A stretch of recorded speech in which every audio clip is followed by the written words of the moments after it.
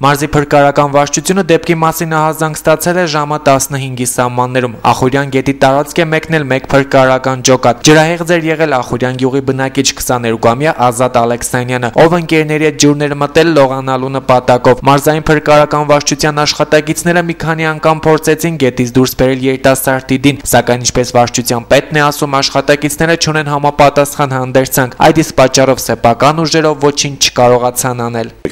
Նախ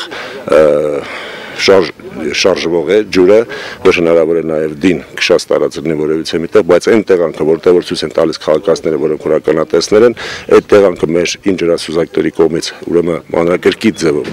հետազոտվեց, սակայն այս պայմանությամբ հնարավոր չեղավ դուրս բերել, հայտնաբերել դին եւ դուրս բերել։ Այս մասին մարզային փրկարարական վարչության աշխատակիցները տեղյակ են պահել ինչպես մարզային իշխանություններին, այնպես էլ արտակարգ իրավիճակների նախարարությանը, սակայն նրանք համառորեն դիմումին ընթացք չեն տալիս։ Տեղի մասնագետները վերապատրաստման կարիք ունեն, ասում է Մարատ Սարիբեկյանը, եթե ոչ չեն կարող ժամանակին արձագանքել արտակարգ պատահարներին։ 2011 թվականի 7 ամիսների ընթացքում Շիրակի մարզում արձանագրվել է ջրահեղձության 4 դեպք, որից 3-ը միայն այս վայրում։ Հերթական ջրահեղձումից անցել է շուրջ 3 ժամ, սակայն մարզային փրկարարական վարչության աշխատակիցներին այդպես էլ չի հաջողվում դուրս բերել դին։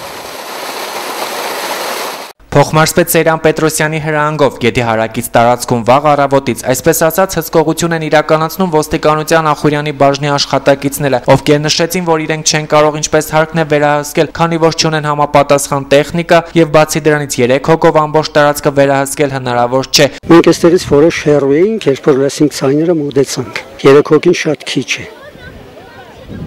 Ու հիմա էլ այսքան մարդը կանգնած էլի լողանում են, խնդրեմ։ Նկարեք։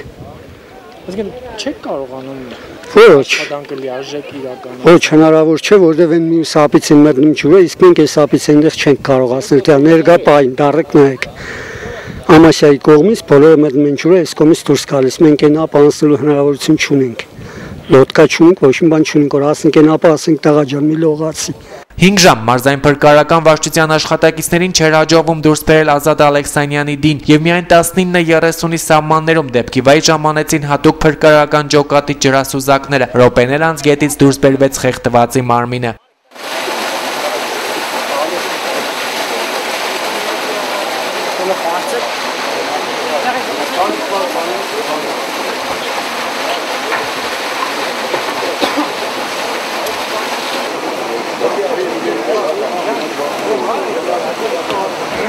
Հատուկ փրկարարական ջոկատի ջրասուզակների խմբի հրամանատար Արտակ Էլմասակյանն ասում է, թե դին գտնվել է 13 մետր խորության վրա քարանձավային տեղանքում։ Գետը լողանալու համար նախատեսված չէ, իսկ վերահսկողություն չի սահմանվում ոչ միայն այստեղ, այլև մարզի մյուս ջրամբարներում ու լողավազաններում։ Փրկարարները զգուշացնում են անցանկալի հետևանքներից խուսափելու համար զերծ մնալ չվերահսկվող վայրերում լողանալուց։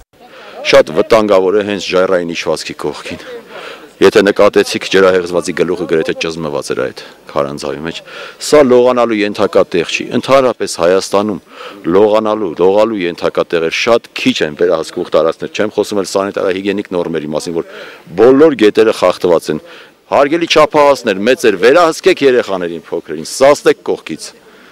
Չի կարելի լողանալ այս տեղում։ Շատ բարդ աշխատանք է այդ